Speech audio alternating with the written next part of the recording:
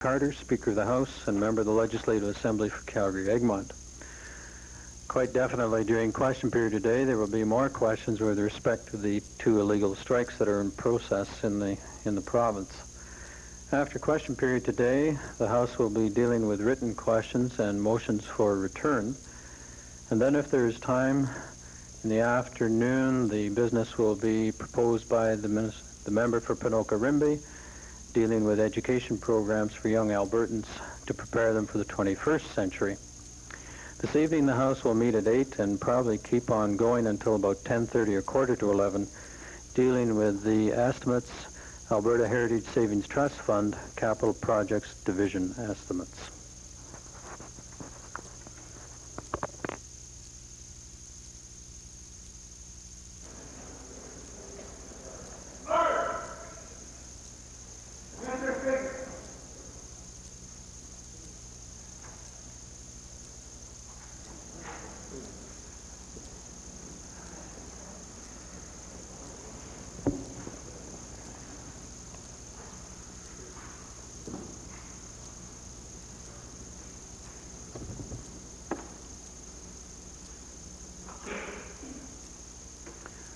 Let us pray.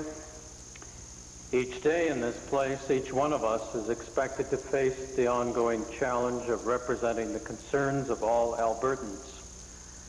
May God grant us strength and wisdom to carry out our responsibilities. Amen.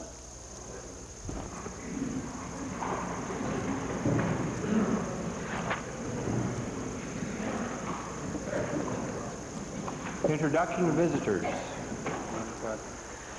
The Honorable Attorney General.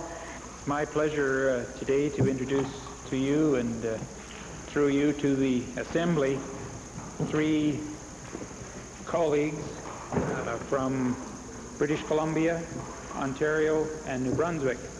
Seated in your seated in your gallery are the Honorable Bud Smith, the Honorable Ian Scott, and the Honorable James Lockyer, the respective Attorneys General from those provinces. They're also accompanied by their assistants from BC, Mr. John Eisenstadt, and Ms. Shelley Spiegel from Ontario. They're seated in your gallery. I'd ask that they rise and receive the usual warm welcome from our Assembly.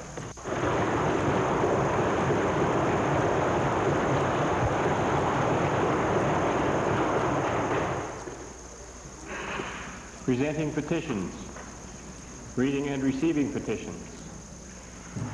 Presenting reports by standing and special committees. Notices of motion. Introduction of bills. Minister of Energy. Mr. Speaker, I request leave to introduce Bill number 29, the Public Utilities Board Amendment Act 1990.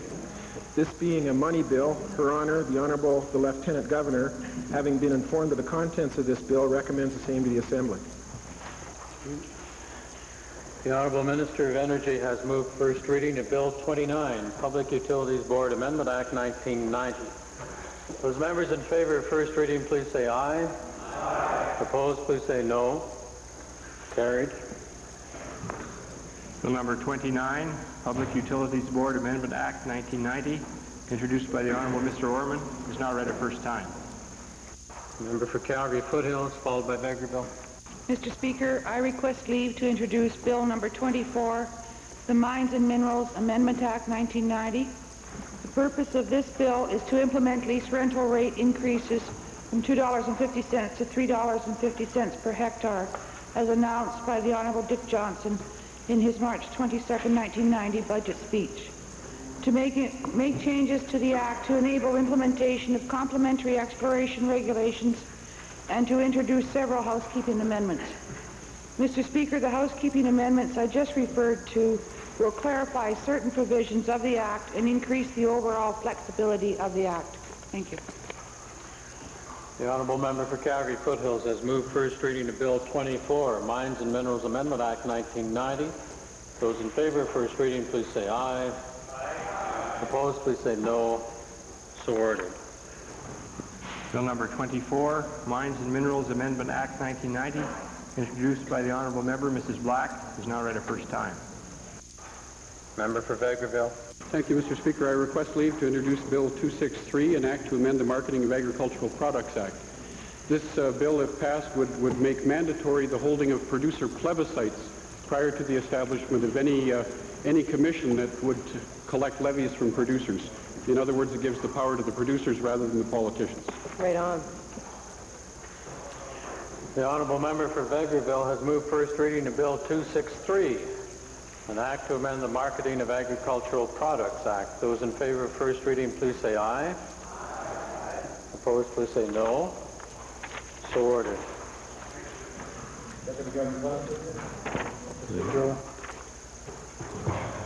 Bill number 263, an act to amend the Marketing of Agricultural Products Act, introduced by the honourable member Mr. Fox, is now read a first time. Deputy Government House Leader. Mr. Speaker, I move that Bill 24, introduced by the honourable member for Calgary Foothills, be placed on the order paper under Government Bills and Orders. Thank you. Having heard the motion, those in favor, please say aye. Aye. Opposed, please say no. So ordered. Tabling returns and reports. Minister of the Environment. Mr. Speaker, it gives me pleasure today to file motions for return 248 and 250, at least a tree's worth. It also gives me pleasure, Mr. Speaker, to table with the Assembly a report developing a framework for a conservation strategy for the province of Alberta. Thank you. Member for Edmonton Jasper Place. Speaker, I wish to file 4 copies of a critique of proposed federal regulations for pulp and paper effluent and recent evidence implicating dioxins as hazards to human health by Professor D.W. Schindler, Killam Memorial Professor of Ecology, Departments of Zoology and Botany, University of Alberta, Edmonton.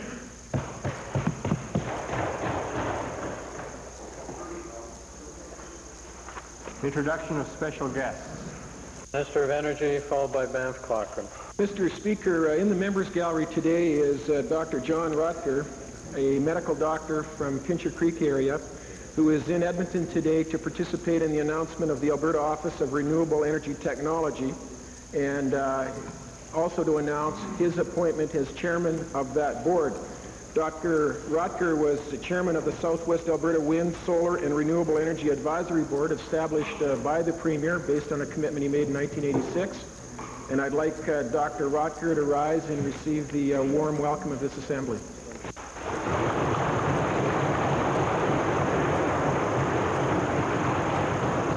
Banff Cochrane, followed by Edmonton Jasper Place. Thank you, Mr. Speaker. I'm very pleased today to introduce to you and through you to the members of this Assembly Jack Tennant, a noted newspaper publisher and columnist who publishes 2 newspapers in wide circulation in Banff Cochrane constituency, both Cochrane This Week and the Calgary Rural Times. Mr. Tennant is seated in your gallery, and I'd ask that he rise and receive the warm welcome of this Assembly.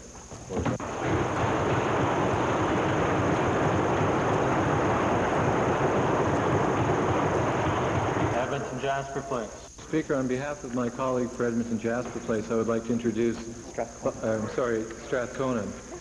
I'm Jasper Place. I would like to introduce 5 members of the Student Legal Services Group at the University of Alberta. They do some fine work in research and providing legal services to people who can't afford them. They are Stephen Leach, Legal Education Project, Joe Hunter, Legal Reform Project, Kathleen Spelsey, Criminal Office, West End, Alison Francis, Criminal Office, South Side, and Gordon Putnam, McLeod, downtown. I'd like them to rise and receive the welcome of the Assembly, please.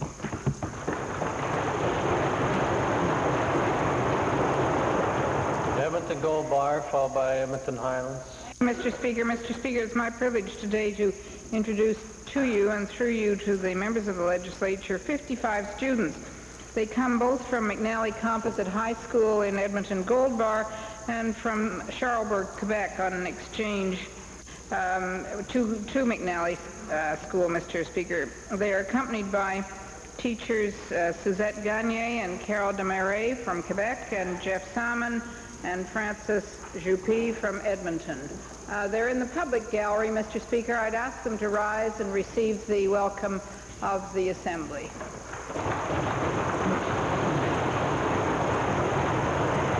Edmonton Highlands, followed by Minister of the Environment.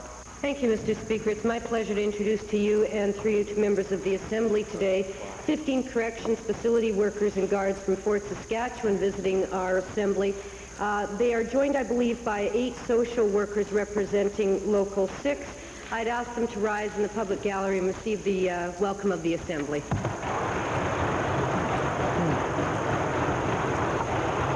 Minister of the Environment. Mr. Speaker, it's my pleasure today to introduce to you and through you to members of the Assembly Dr. Natalia Krawitz, who is Chief Executive Officer of the Environmental Council of Alberta, and Dr. Joan Snyder, who's Chairman of the Public Advisory Committees for the ECA, is also Chairman of the Steering Committee that prepared the framework for an Alberta Conservation Strategy filed earlier in the Assembly. Mr. Speaker, I would ask that they stand and receive the traditional warm welcome of the Assembly.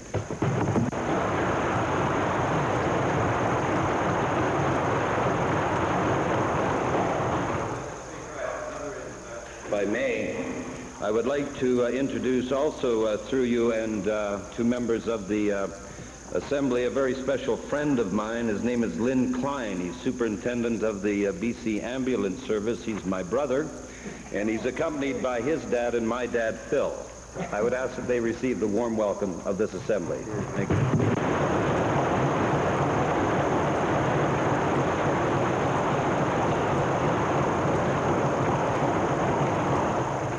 Edmonton Calder, then Solicitor General. Thank you, Mr. Speaker. It is my pleasure this afternoon to introduce to you and to members of the Assembly 27 grade 6 students from Dunluth Community School located in the constituency of Edmonton Calder. They are accompanied by their teacher, Ms. Charlotte Quelch, and they are accompanied by 5 parents as well. They are seated in the members gallery, and I would ask, in the public gallery, and I would ask that they rise and receive the warm welcome of the Assembly.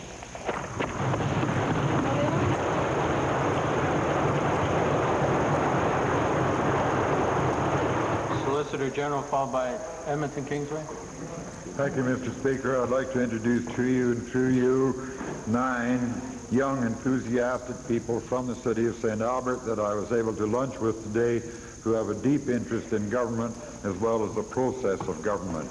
They are led today by Joe Borley from St. Albert, and I would ask them to rise in the members gallery and receive the usual welcome of the Assembly.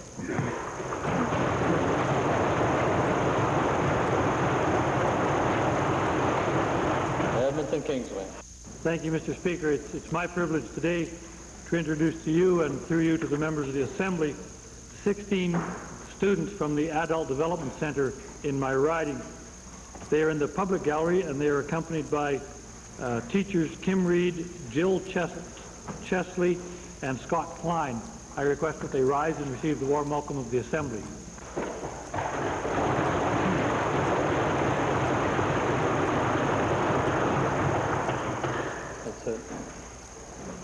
Ministerial statements.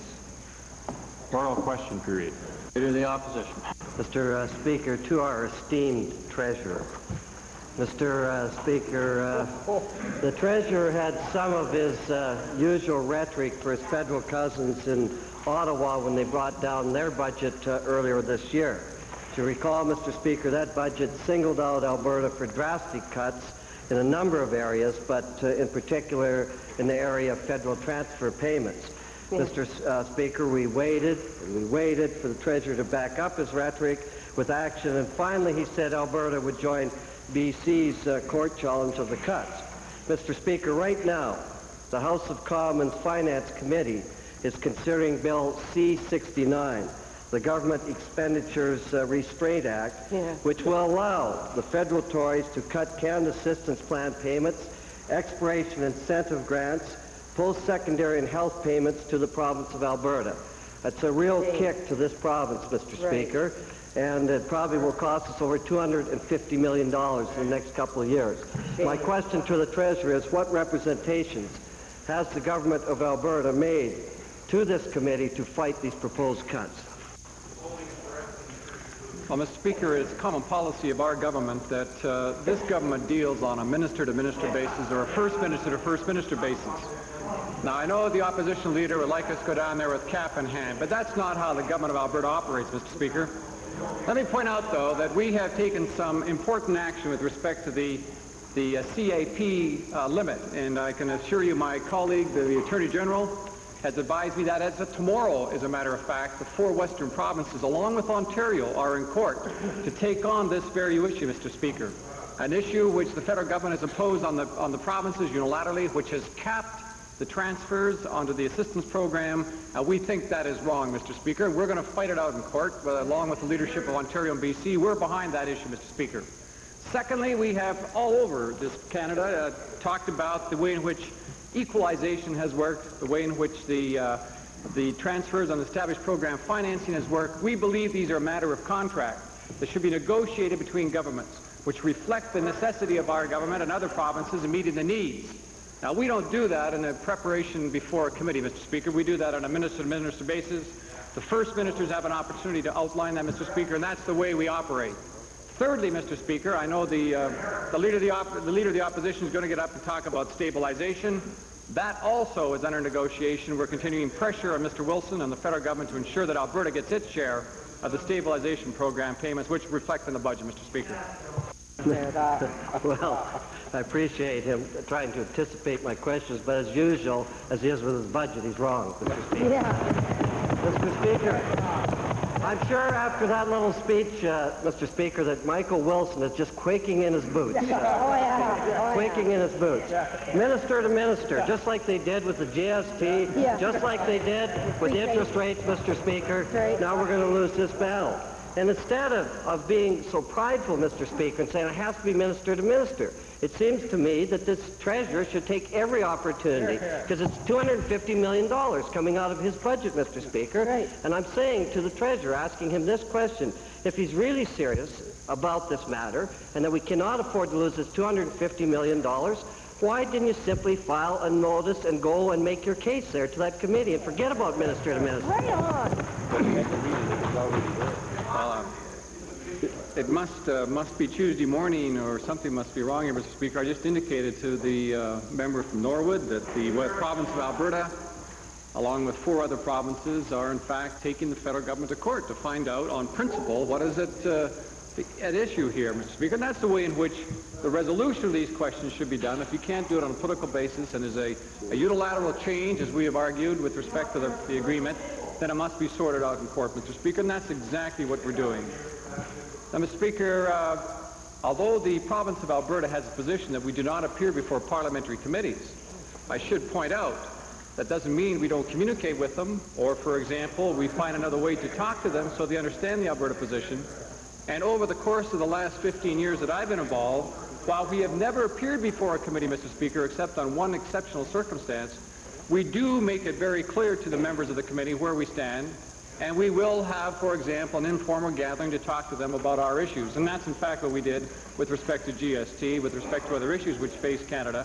And that's the way in which government should operate, Mr. Speaker. We have a constitutional responsibility, which is pointed out in our Constitution. I suggest the member from Norwood should have a look at the Constitution to see how government's ought. I've certainly watched this government operate and get its teeth kicked out in the GST, get its teeth kicked out in interest rates, and now we're going to lose this battle, Mr. Speaker. That's right. Informal gatherings, how nice, Mr. Speaker. But my question to the treasurer is simply this. All this tough talk isn't worth anything if this goes through. It's going to cost at least $250 million, Mr. Speaker. And I've asked the minister this committee is meeting right now. As I understand, the BC Court of Appeal hears the challenge. That starts tomorrow. Why didn't he at least go to the committee and say, will you wait? Will you wait until we hear what happens in court? That's the least he could do, instead of worrying about talking minister to minister in informal gatherings, Mr. Speaker. Right on. Well, Mr. Speaker, I can assure you that the Premier and other ministers had communication with the federal government, and they did not indicate any flexibility.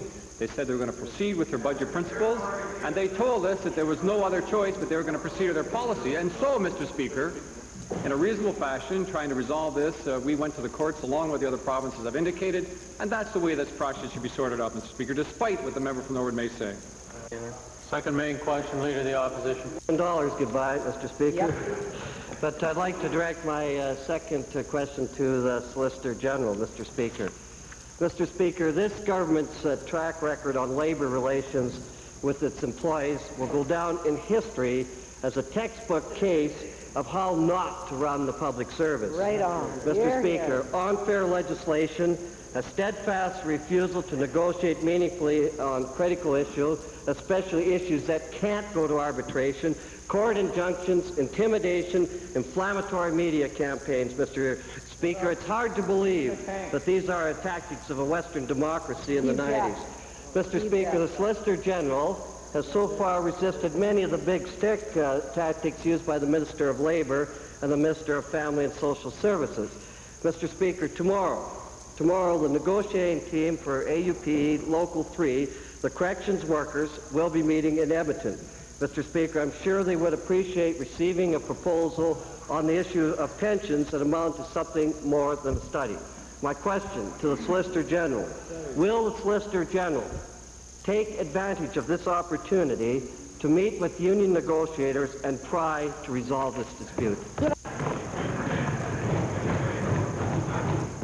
I think the preamble, Mr. Speaker, calls for some response on fair legislation. It's only 13 months ago that I pounded on many thousands of doors, as did everybody here. I didn't hear one word, not one word during that campaign about Alberta's unfair labor legislation.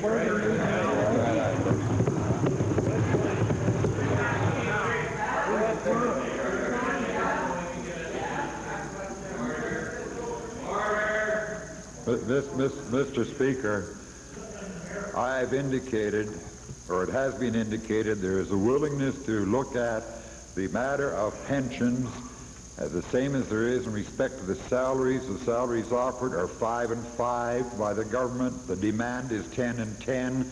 This government has indicated repeatedly since the strike started there will be no negotiating on any of these matters so long as an illegal strike is in place. And that illegal strike is still in place. I was frankly hoping for more from the Solicitor General, but if the Solicitor General didn't hear this while he was out knocking on doors, he just wasn't listening. Ask the two former ministers of labor. They heard the message. That's right. Now, Mr. Speaker, my question to the minister, and I was hoping, and I want him to consider this, Mr. Speaker. He has a big responsibility here. And instead of hiding behind the Minister of Labor, who is frankly a big part of the problem rather than the solution, I'm saying to him, would he meet, would he personally intervene? Good idea. They're going to be here in Edmonton. Would he personally intervene and sit down with these people and see if there's some resolution to this dispute? Mr. Speaker, 275 pounds of brawn and muscle doesn't hide behind anybody. Are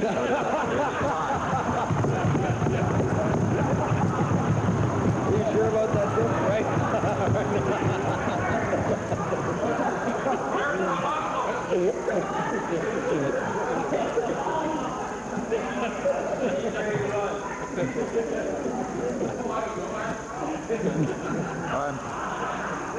I'm fully aware, Mr. Speaker, of my responsibilities, and I agree it is a big responsibility. I have a daily concern about my workers and correctional officers that are out on strike. I have a daily concern of what that's doing to their daily life and their family life and their social life and their business life and their working life. I feel very deeply about that. I feel deeply about the fact that many people that want to work, in fact, are being threatened. And I feel badly about that. And if these people are meeting tomorrow, I am extremely happy about it. I can do nothing to force them to meet. I can do nothing to what they talk about when they do meet. I can only say that I sincerely hope that they will come to an agreement to get back to work so that then I can ensure that the proper people are in proper bargaining, fair bargaining, and opening bargaining. Mr. Speaker, I apologize. I certainly wasn't talking about body weight to begin with, Mr. Speaker. Mr. Speaker, the question to the Solicitor General is this. His concerns are noble. I'm glad he is concerned. I believe that to be the case. But, Mr. Speaker, It's time that this government stopped hiding behind unfair laws, intimidation, court injunctions, and all the rest of it. You were not here when those laws were passed. And I want to repeat this question, Mr. Speaker, to the Solicitor General. These people will be here in Edmonton. And I'm sure, Mr. Speaker, if the Solicitor General wanted to take upon himself, he could meet with these people and see if there was resolution. I'm saying to this minister, rather than the concerns and rather than feeling sorry, will the minister do something concrete and meet tomorrow with these people? Great idea. Surely it is inappropriate, Mr. Speaker, for the leader of a political party to be putting out an invitation on behalf of an established union that is taking a job action. How could I say yes to such an answer if I didn't know it would be accepted in the first place? So no, I cannot give the assurance that I would meet tomorrow based on a question from the Leader of the Opposition. Leader of the Liberal Party, member for Edmonton, Glengarry.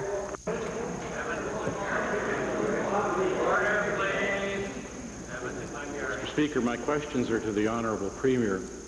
Yesterday, a former Premier of Alberta indicated that Albertans would lose economically if Quebec pulled out of Confederation. I think that's a correct statement. Former Premier also indicated that more public debate should take place by First Ministers in relationship to the whole Meech Lake process. Mr. Speaker, nobody wants our country to fall apart, but Albertans want our agenda attended to. We don't want to be using the words Western alienation for the next decade. My questions to the Premier are firstly this. Mr. Speaker, it appears that positive action is taking place with respect to Meech, but the time limit, June the 23rd time limit, is moving faster and faster upon us. In order to ensure that nothing happens, no difficulty ensues, will the Premier undertake, will he commit to getting rid, insofar as Alberta is concerned, of that June the 23rd deadline? We don't need it.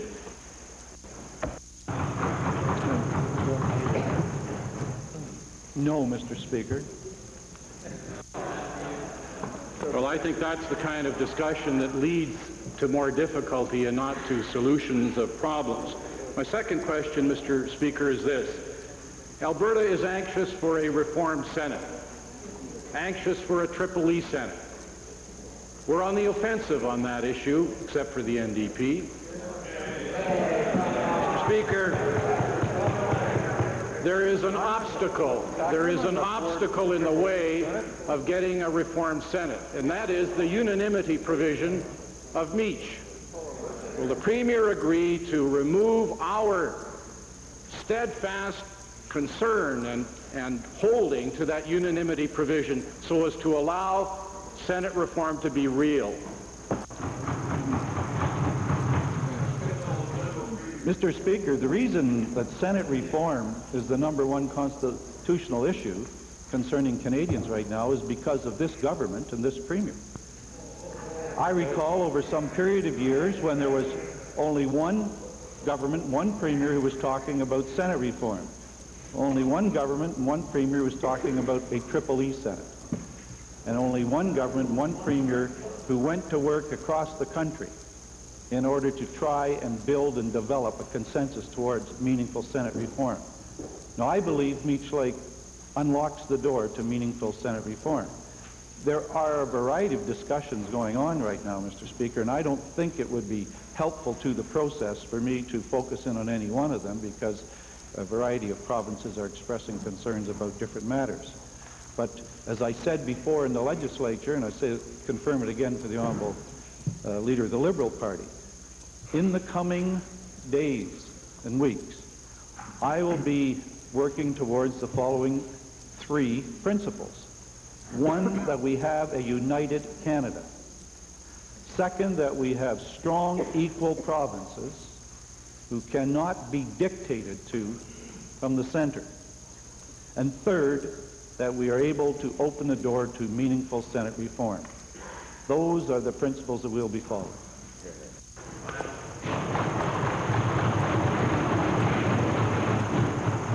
Mr. Speaker, the Honourable Premier continues to be out of step with the majority of Albertans on this issue, and it's regrettable. My final question to the Premier is this. It is reported today, Mr. Speaker, that the Special House of Commons Committee dealing with the companion resolution has suggested that constitutional changes to Meach take place so as to ensure paramountcy of the Charter of Rights and Freedoms, to ensure that women and their rights have paramountcy in the Charter, that multiculturalism groups have paramountcy, and that Native groups have paramountcy. Will the Premier commit on Alberta's behalf to that kind of change, to the change suggested by the Commons Committee? Mr. Speaker, we didn't sign Meech Lake without knowing what was in it.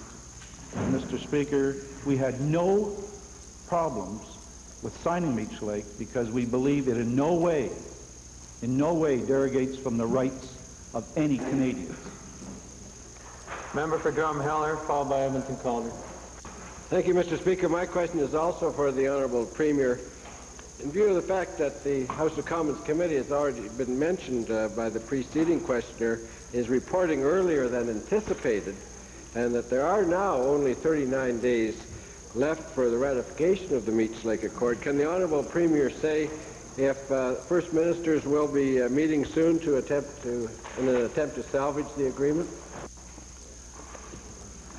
Mr. Speaker, I understand that the House of Commons Committee will be reporting either tomorrow or Thursday, which is earlier than originally planned.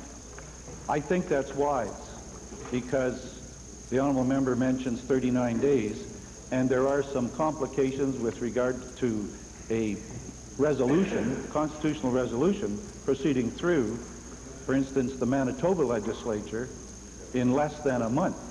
And so, as you can see, Mr. Speaker, there is getting to be a compression of dates. I hope that the committee does report quickly, and I think if you consider the dates that are now before us, that we should be having a First Minister's meeting no later than next week. It seems to me we should have had one before now. But even now we are down to the last minutes in a constitutional matter of speaking, and I think the Prime Minister should call the Premiers together as First Ministers to Ottawa no later than next week. As has also been pointed out by the Honourable Leader of the Liberal Party, the House of Commons Committee seems to be recommending a rather large shift towards restoring and strengthening central paramountcy in our Confederation. Can the Honourable Premier say how our government will react to the recommendation relating to federal spending power in areas of provincial jurisdiction? Well, Mr. Speaker, there is one problem that I see the First Ministers having to deal with as they try and close the constitutional reform impasse that faces our nation. And that is the almost overload of issues that seem to be growing. Manitoba has some 5 or 6 that their committee recommended. The House of Commons has some, we hear it in a way by leaks, I guess, but nevertheless it seems like there is an expanded list of issues that people want to deal with. We know New Brunswick has some concerns, and we also know that the Premier of Newfoundland has concerns. And I think, Mr. Speaker, we will be unable to proceed to close the constitutional reform impasse if we have a huge shopping list. I consider that to be overload. I feel we must focus in on a few meaningful issues at this time. I think Senate reform is number one. I think on other issues we can deal with them as we go out into the future with a constitution which we can deal with all together with all the members of the constitutional family working around the same table and dealing with these issues. The honourable member did mention a particular one, and that is the spending powers. It seems to me, and I wonder that any member of this legislature could argue that we would allow the federal government to exercise within exclusive provincial jurisdictions their taxation powers in order to end-run the Constitution and force down our throats national policies in areas of our exclusive jurisdictional responsibilities. And if they suggest that, they are prepared to give up the responsibilities and the rights of Albertans.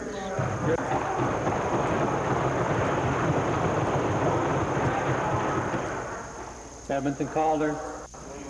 Thank you, Mr. Speaker. My questions are to the Minister of Family and Social Services.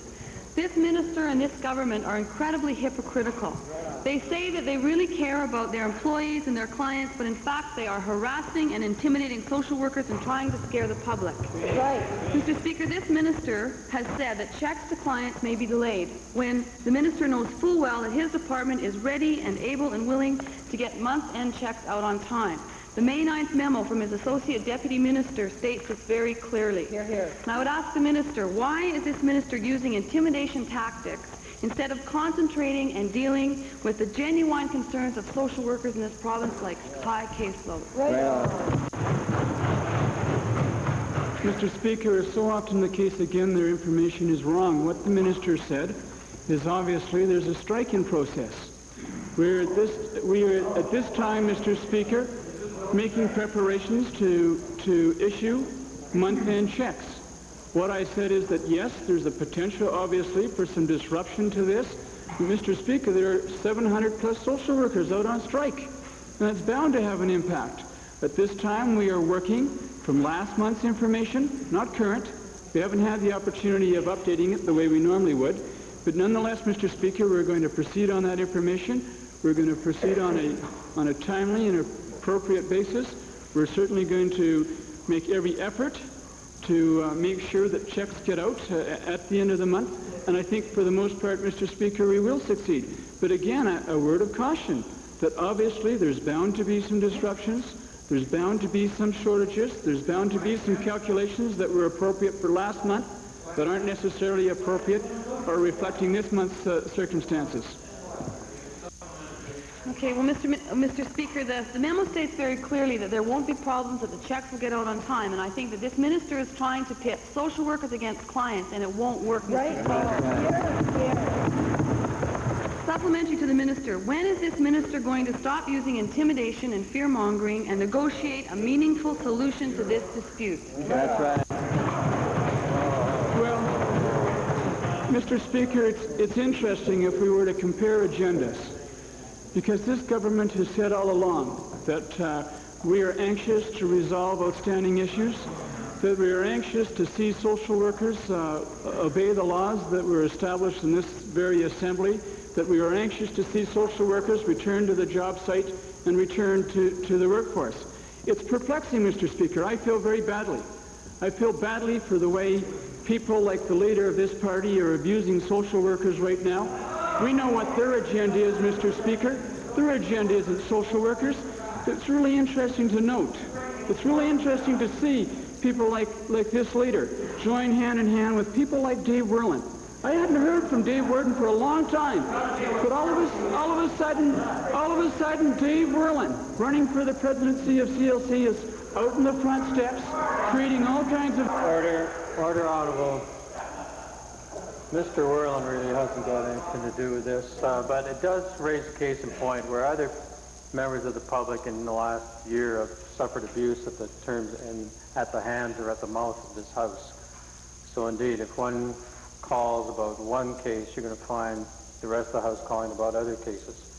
So indeed, we'll see what happens in the next series of questions. The Chair also points out the member for Edmonton Calder used the word hypocritical with respect to the minister, and that's clearly out of order under Beauchesne 489. Perhaps the member will withdraw at the end of question period. Edmonton Meadowlark. Thank you, Mr. Speaker. Mr. Speaker, an Alberta conservation strategy must be an integral part of a proper provincial and national environmental policy. The Alberta Conservation Strategy document released today shows some great promise, Mr. Speaker, because it states, and it is true, that a fundamental restructuring of government decision-making processes and objective-setting processes must be put into place if we are to do environmental policy properly. Sadly, this document will come to nothing if there isn't appropriate commitment at the senior-most levels in this government, to the Premier. Why should anyone in this province believe that that level of commitment exists when we see a Premier who purposefully undermines the role of the ALPAC review panel? We see a Minister of Parks and Recreation who complains about the size of ecological reserves, and we see a Minister of Forestry who has thwarted the calling of environmental impact assessments for forestry management agreements every step of the way.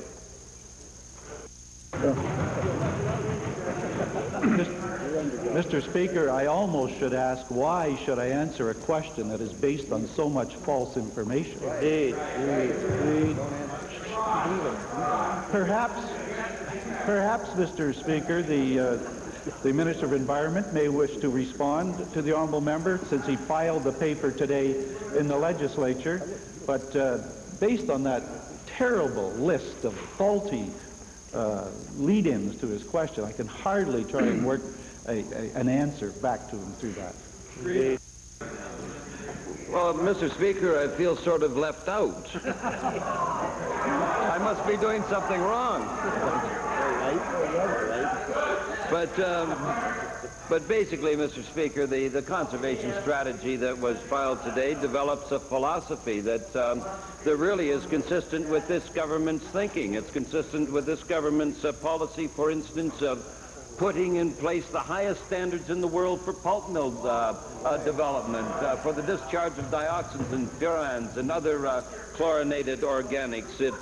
It's consistent with the policy established by this government to look after our hazardous waste as no other province has been able to do. It's consistent, Mr. Speaker, with many other environmental policies that have established this province as being probably the leaders in Canada. Hi, Dad. No. I'm sorry. The Edmonton Metal Arc. Is this a point of order? No. Sorry.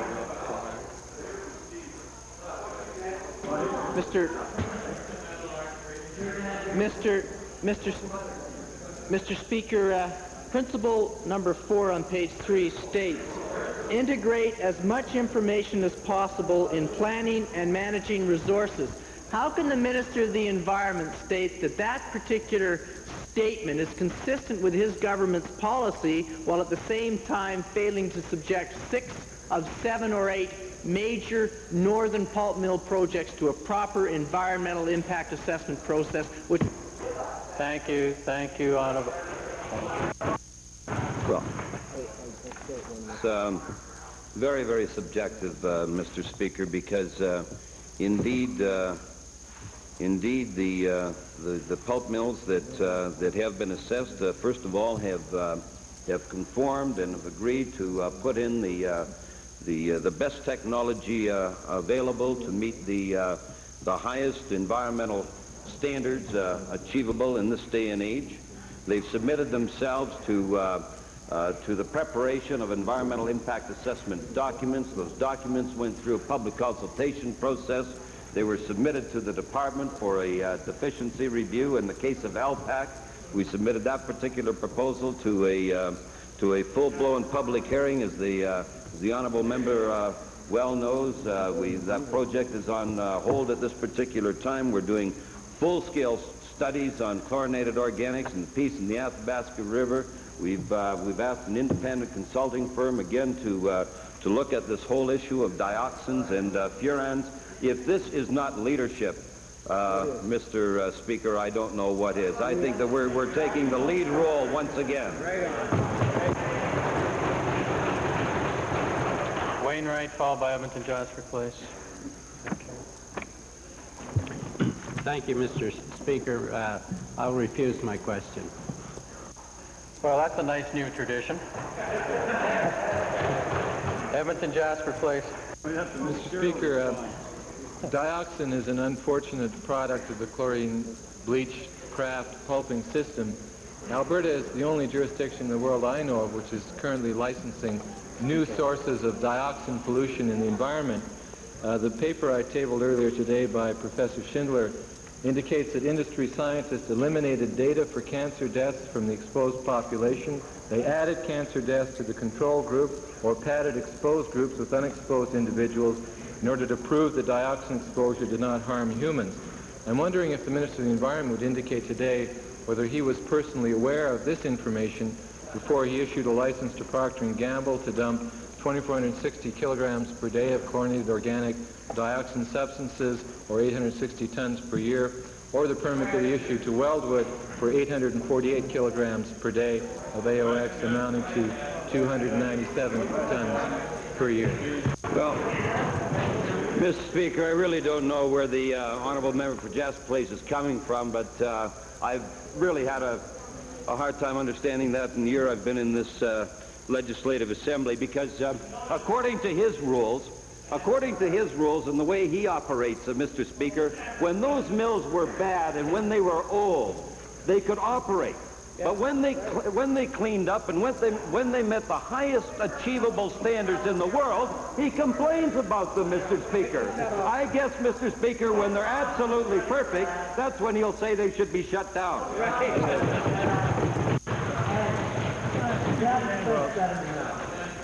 I'm sure the minister's mom and dad taught him to tell the truth, and maybe today would be a good time to start.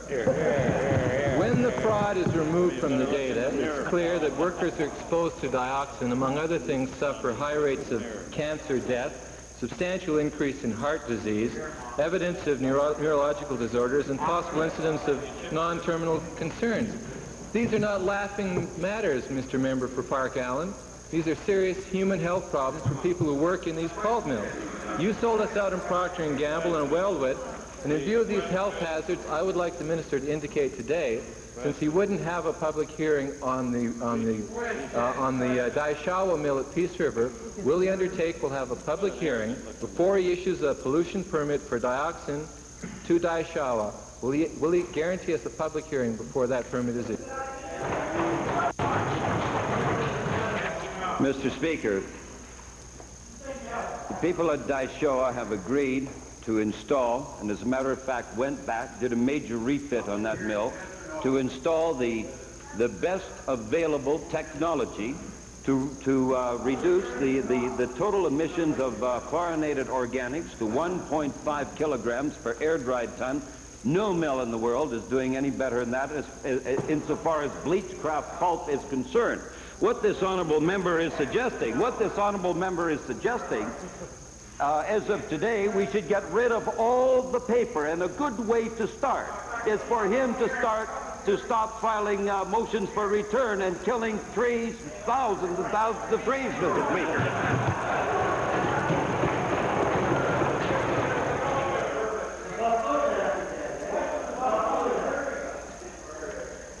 Calgary Bow, followed by Edmonton Highlands.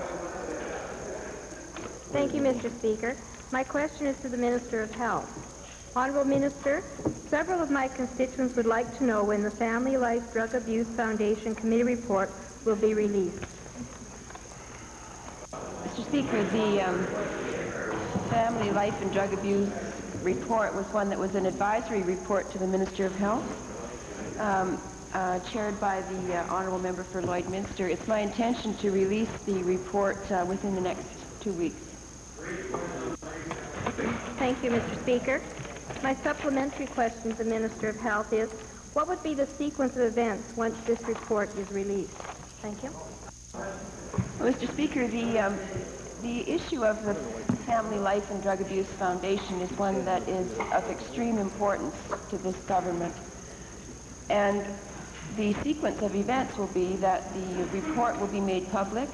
Obviously, there's going to be some discussion about it by Albertans and members of this House, and it would be our intention, and certainly mine as Minister of Health, to ensure that we provide the best possible legislative and regulatory format for the foundation to serve Albertans in the best possible way. Edmonton Highlands, followed by Edmonton Gold Bar.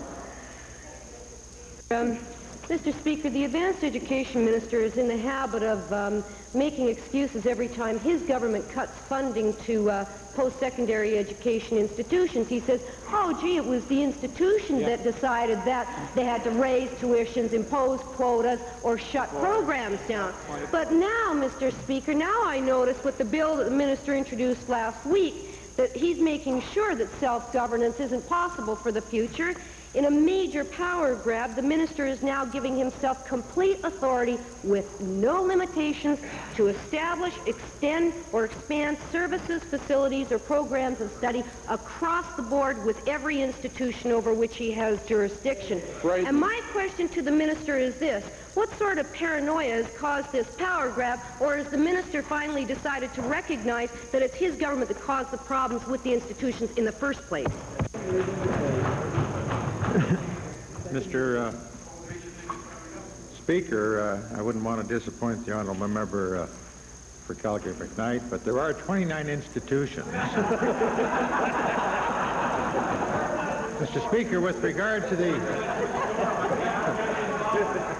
Where are they? With regard to the question from the member for Highlands, Mr. Speaker, the very reference she's referring to, that authority has been vested in the Minister of Advanced Education for at least 10 years. Oh. Mr. Speaker, that is absolute nonsense. The minister has had for at least 10 years the power to run interference when there's a problem, and the powers are very limited. For instance, there's many acts, but I would cite for him 27(1) of the Technical Institutes Act, so his excuse is phony. My question to the minister, assuming that he acknowledges the truth of the facts as they have been in the past, is this: isn't he admitting to the Alberta public and to students that what he really wants to do is impose his ideology and his government's ideology on what programs are able to expand and what programs are not? Isn't...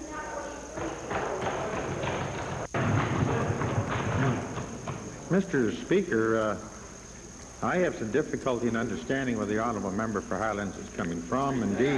Indeed, I have difficulty understanding where she's going, because Section 67B of the Universities Act, Mr. Speaker, has been quite clear for many years. The matters that proposed by this minister in introducing a Bill 27 will be dealt with in second reading, but quite frankly, they're quite contrary with respect, Mr. Speaker, to what the honourable member for Highlands is talking about. And I would urge her to participate in the debate at second reading, the very principle that's proposed. Go, Bar.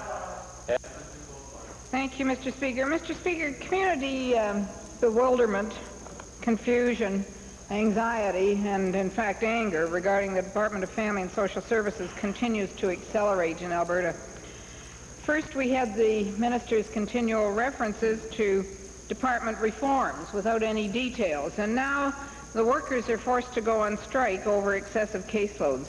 Municipal services, private agencies, consumer advocates, consumers are experiencing many added pressures. There's no consultation, no details on where the department is headed. In short, Mr. Speaker, no leadership.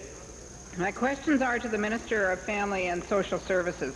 Will the minister table his reform package immediately so we can get some clues about where he's heading? We can get some stability into the operation.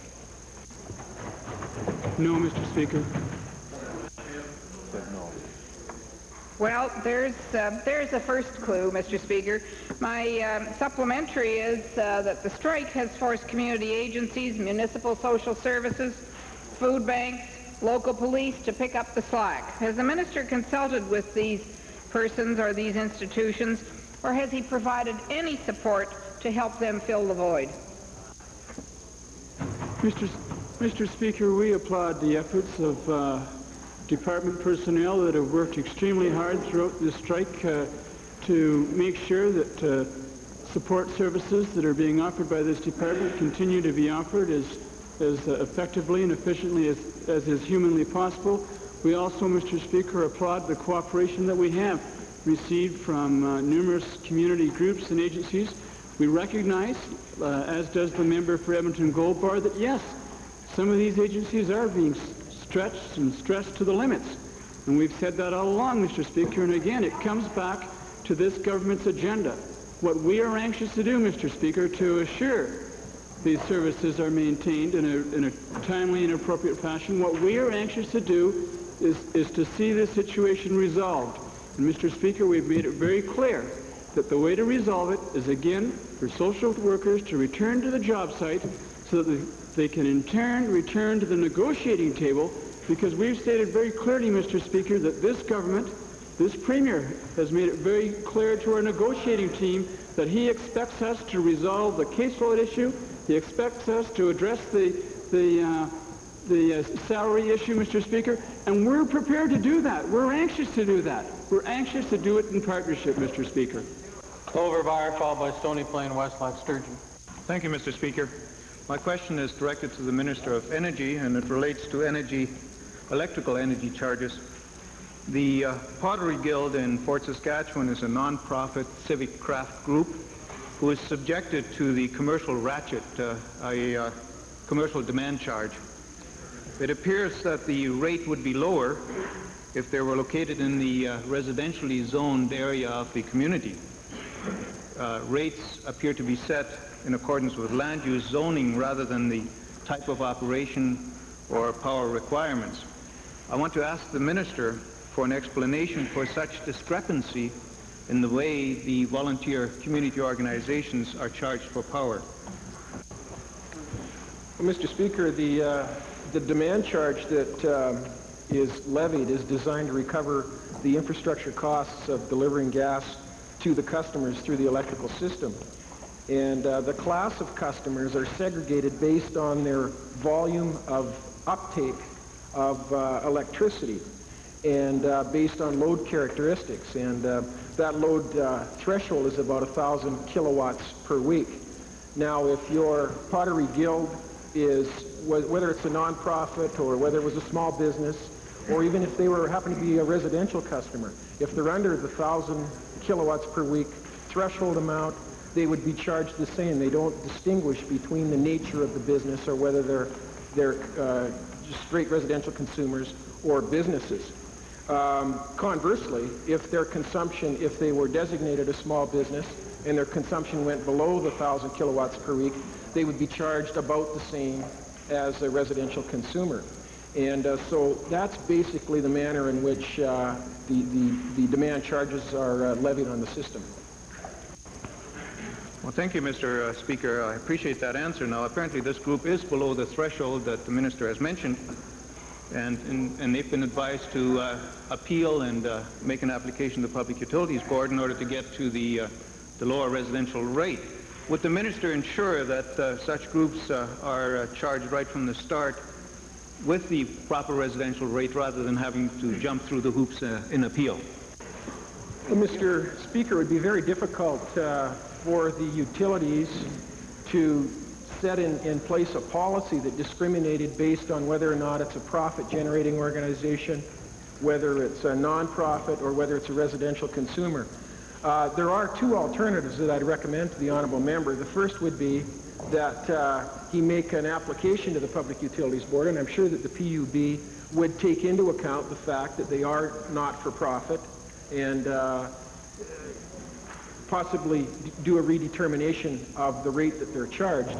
The second alternative, and that is my preference, Mr. Speaker, and I'm sure it would be the preference of the user group, and that would be to go to the franchise holder in the area, I believe would be TransAlta, and work out with them some kind of special arrangement given the nature of the business that they're in. I'm sure that TransAlta would be more than pleased to work on a one-on-one basis with the organization.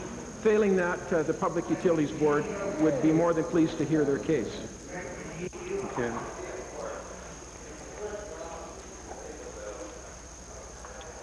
Time for question period has expired.